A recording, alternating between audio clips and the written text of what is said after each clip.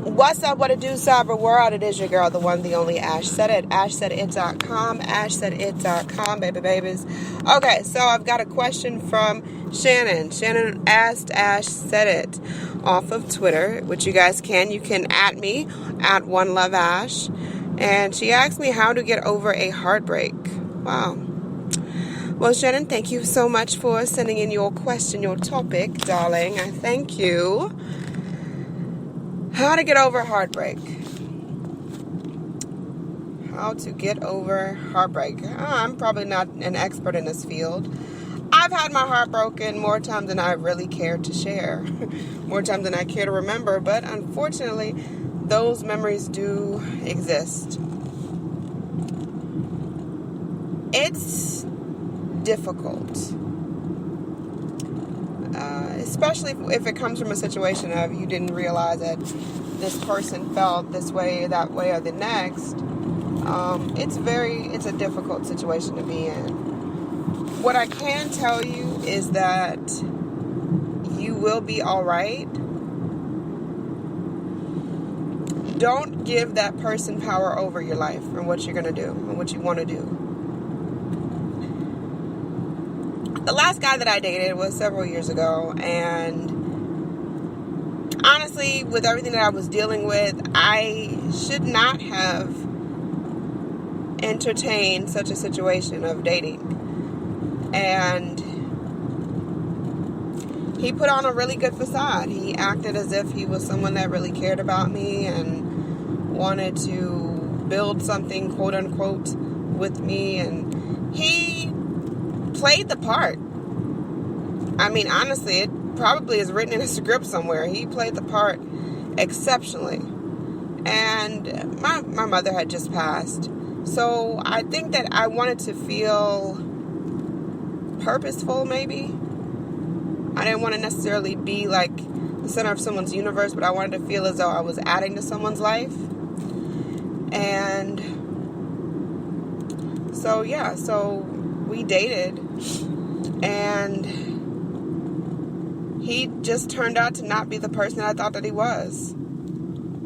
Come to find out, he really only was seeing me because he thought that I had connections to get him in contact with people. And, yeah. So, it's a heartbreaking, terrible, traumatic time, but out of that situation, I could have turned angrily, evil. I could have turned into a really mean person. I could have been bitter, because I've been there before. I've allowed relationships to make me bitter. I have. In the way past, in my early 20s, I was that bitter bitch. I really was. I was bitter bitch. But I grew from it. And I learned that there's so much more to life than just that one person. There's so much more to life than that relationship. There's so much more to life that is to be learned. So, as far as dealing with heartbreak, you got to find yourself. You got to find yourself in those situations. And you have to find out who you are as an individual. Before you decide to entertain another relationship, you have to find out who you are as an individual. Who are you? What do you like? What are your favorite colors? What do you want to achieve? What goal are you going to set for this month? You've got to find those things out. You got to figure them out. And once you figure that out, and you're able to stand in the person that you are and the person that you're meant to be, nothing's going to touch it. Nothing's going to touch you. And you're going to be able to push forward. And then you'll be able to look at that frivolous, crazy time in your life when you made that not so great decision to date someone. And you're going to be like, you know what? I'm thankful for that experience. Because now, because I was at the bottom of the bucket, I was at the end of my rope, I know what it's like to be at the top. I know how much I appreciate being at the top of my game now. And that's what you got to take from it. See, that last guy that I dated, I could have turned really, I could have really done some things to make his life a little bit more uncomfortable. a lot bit more uncomfortable, even. I'll even say that. But it wasn't worth it to me. He had taken so much time, effort, and energy out of me. I refused to give him any more. I refused. I absolutely, positively, categorically stood away from doing anything to him, doing anything for him, recognizing him in any aspect. And if I see this person again, because I know I'm going to see him. Atlanta's very small. Atlanta's a very small city. I know that I'm going to see him again. I'm just going to smile and nod, because I'm thankful for that situation. Because when someone good and somebody worthy comes into your life, you appreciate it even more, because you know what it's like to have a crappy person around you. You know what it's like to have a person that is not so good for you around. You know it. So I would definitely say, find yourself. Find things that you want to do. Focus on you. Refocus on you. Find out what it is that you like. Take a vacation by yourself. I used to do this back in the day, and I'm actually working on getting some more stuff started, but I used to just take trips. Just 2-3 day trips, just me. Go take those trips. Sit around, order room service, look at TV, and just chill and enjoy life. You got to get back to being you. You got to figure out who you are. What do you like? Where do you want to see yourself in 10, 20 years? You got to figure that stuff out, because at the end of the day, destiny, fate, the stars aligning, all that is going to happen when it's supposed to happen.